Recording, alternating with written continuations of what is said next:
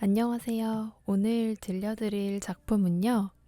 헬로 월드라는 작품인데요. 오늘도 책 함께 읽어볼게요. 먼저 작가 소개부터 해볼게요. 작가 도영석. 저는 블로그를 통해 콘텐츠 리뷰하는 글을 주로 쓰며 다양한 이야기를 듣고 보는 것을 좋아합니다. 쉽게 읽히고 사람들이 또 읽고 싶은 글을 쓰고 싶은 게 소원이며 남을 위로하는 글 또한 쓰고 싶어 합니다. 남들과 다르고 싶지만 다를 게 없는 날 때부터 이 나이 먹을 때까지 글 쪽으로의 기회는 단 한 번도 가진 적이 없는, 그러면서도 참 욕심이 많은 요즘 세상에 어디에서나 볼 수 있는 평범한 직장인입니다. 네, 그러면 작품 함께 읽어볼게요. 띠리리 띠리리리. 사무실 복도에 설치된 TV에서 음악이 나오기 시작했다. 퇴근 시간에 방송되는 퇴근 권장 프로그램이다.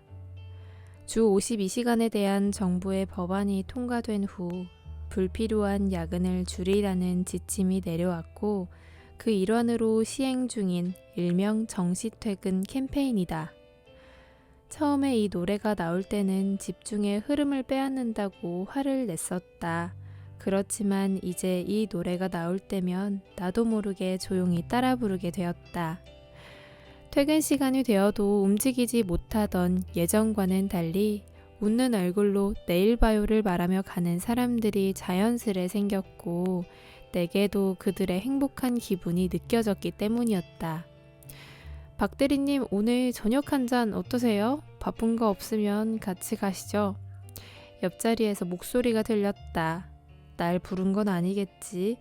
내 상대는 모니터 속 소스 코드들이니까. 낯을 심하게 가리는 성격 때문에 대화가 익숙하지 않은 것도 있다. 긴장감 때문인지 처음 만나는 사람에게는 표정이 곧잘 경직된다고 한다. 분명히 나는 많은 얼굴로 감정을 표현했다. 그렇지만 나를 대면했던 사람들은 내 표정이 변하지 않았다고 했다. 이렇듯 사람들은 내 인상과 말투에 대해 쉽게 오해를 가졌고, 내가 알아서 조심하자라는 생각으로 말을 아꼈다. 그러다 보니 본의 아니게 사람들과의 대화가 줄어들어 혼자 있는 경우가 많아졌다. 그런데 내 옆에서 누군가가 말을 걸고 있다. 처음엔 내게 하는 말이라 생각하지 않았다. 하지만 두 번째 마디도 나를 향하는 듯하여 의자를 빼어 고개를 돌렸다. 김대리였다.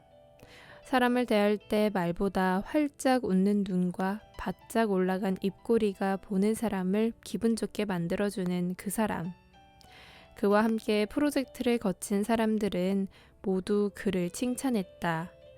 사람들은 그를 다소 무거운 분위기의 회의도 밝고 유쾌하게 만들 수 있는 윤활유 같은 사람이라 했다.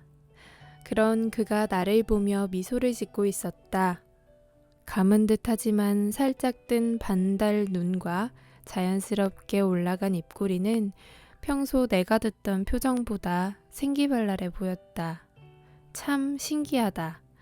어떻게 얼굴 근육을 자유자재로 쓰며 웃을 수 있지? 나는 아무리 해도 저렇게 안 되던데.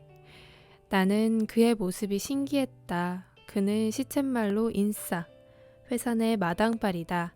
아니, 내가 그에 들은 걸 종합해보면 그는 그가 겪은 모든 사회관계에서 중심인물이었다.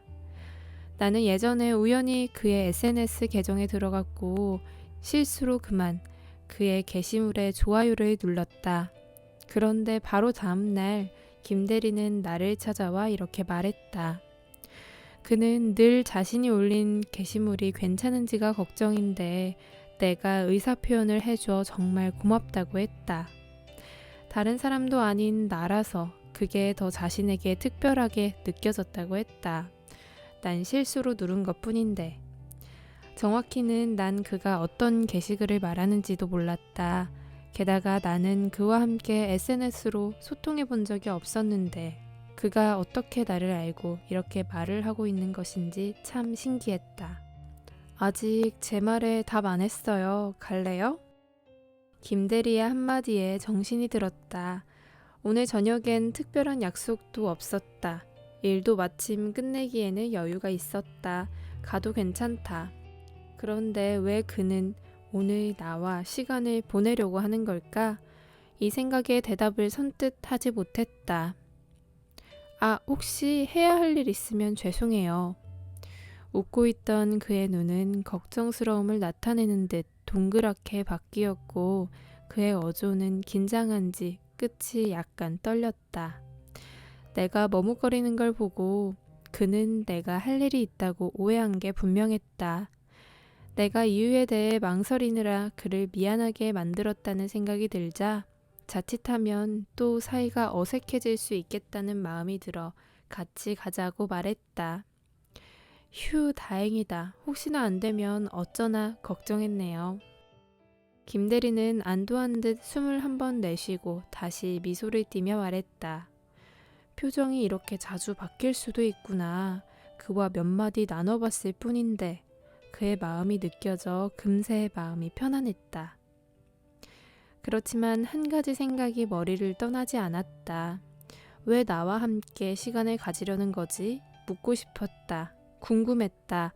하지만 내 의도가 잘못 전달되어서 그와 어색해지는 것은 싫었다.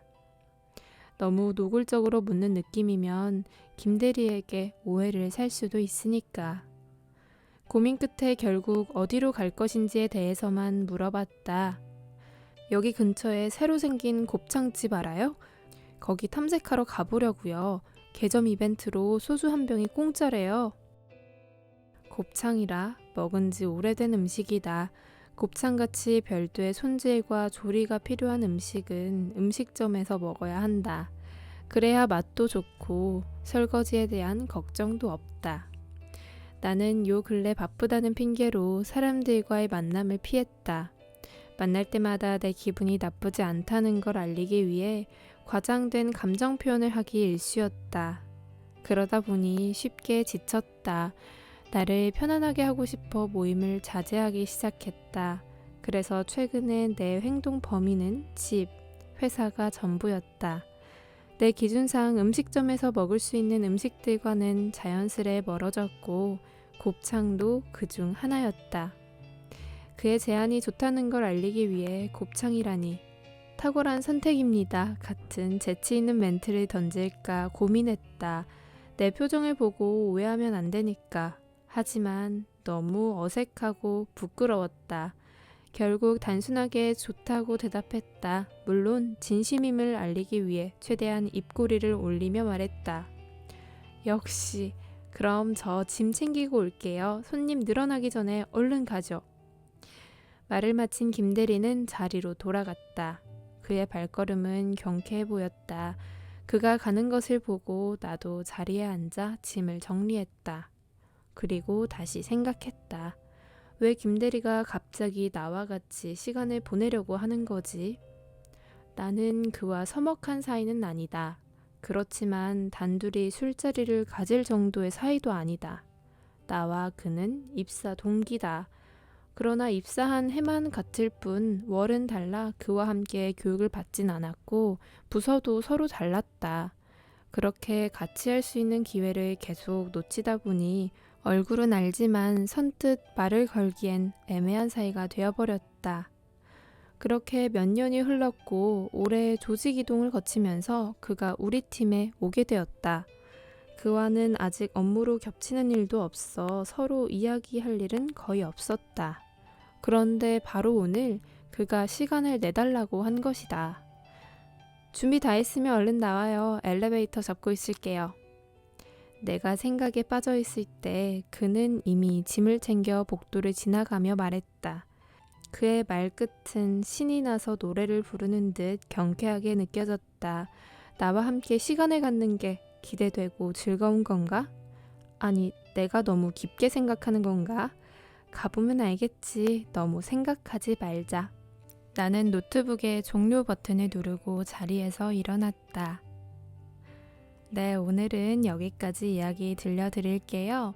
이렇게 뒷부분에도 이야기가 진행이 되는데요. 오늘은 당신은 어디쯤인가요? 중에서 일부분 이야기 들려드렸어요. 뒷부분 이야기 궁금하신 분들은 직접 찾아서 읽어보셔도 좋을 것 같아요. 그럼 저는 여기까지 이야기 들려드리고요. 다음 작품에서 또 만날게요. 안녕.